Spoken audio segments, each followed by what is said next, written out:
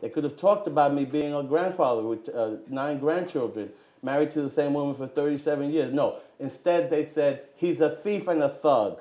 And that we're kind of used to that in our communities because that's the portrayal and the prototype that they want to promote. You say in the community. That also relates to the issue about Latino leadership, where it seems that the preferred style is one of taking public office and using it for personal aggrandizement, for putting their children to succeed them in office, to basically fill offices with their cronies, to build their own individual empires. And many in the community, applaud it on the one hand because they like to see Latinos prosper. Right. On the other hand, they keep saying, but wait a minute, we have so many needs, and if they're playing that kind of individual politics for personal individual gain, we're not really going to make the headway we need. What breaks that cycle, Senator? Well, the cycle, in terms of its negative spin, again, starts when you refer to Latinos. Because we think it laudable if the Kennedys pass the baton on to their children, grandchildren, nephews, and nieces. That's great. In fact, Caroline Kennedy was not nominated for the United States Senator from New York by our governor, and the governor will never live that down because it was supposed to happen after all. And Cuomo, is to become governor now. His father was Mayor Cuomo. I don't think you'll find too many articles out there that will say he is not due that opportunity because his father was governor. And so I think when people make choices about who the bad guys and good guys are, they often find us. We shouldn't give in to that temptation. There's also the issue about political machines, and political machines have played a very important role in American politics. There's no getting around that, right. Whether it be Chicago, New York, big cities.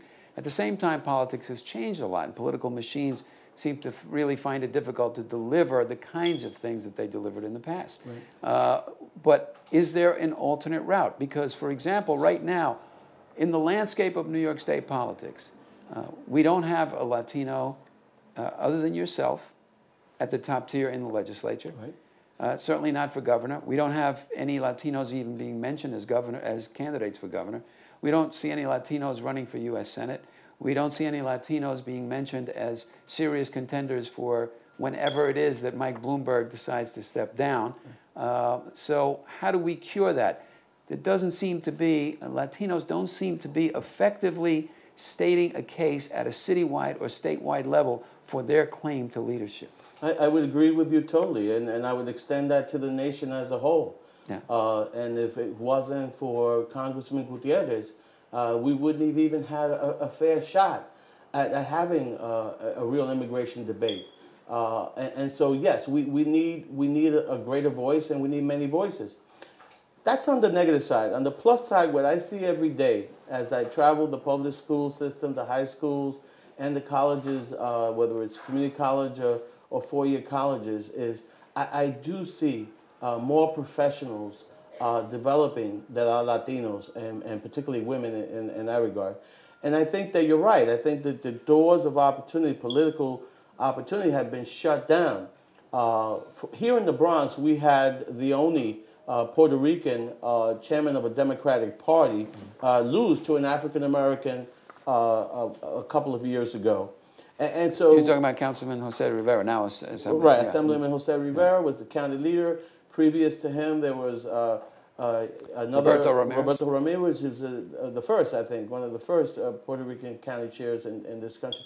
Look, the bottom line is that we have to make the kind of demands that I'm chastised for making, that we have to step up away from the political machines. I never won a political contest that the political machine backed me, and I think I've paid a price for it. The investigations, the things that you say, the newspapers and the media report on.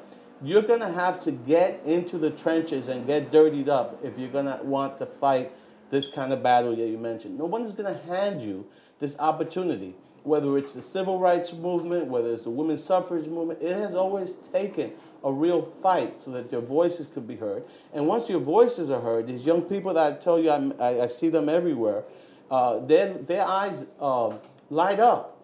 Yes, even after the June 8th and the terrible publicity that we got daily, When I walked into those rooms and was announced as the first majority leader of the state of New York, end of story, those kids said, oh my God, it's possible.